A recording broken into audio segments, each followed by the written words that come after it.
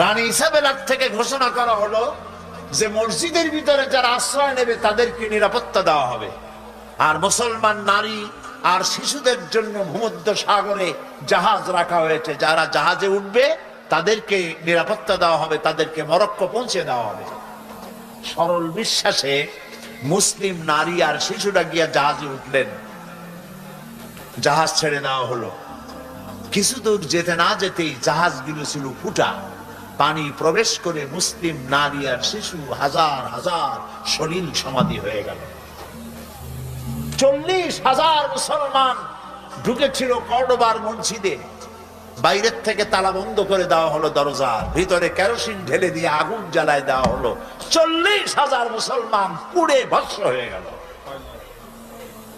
যারা বাইরে ছিল তাদেরকে হত্যা করা হচ্ছিল।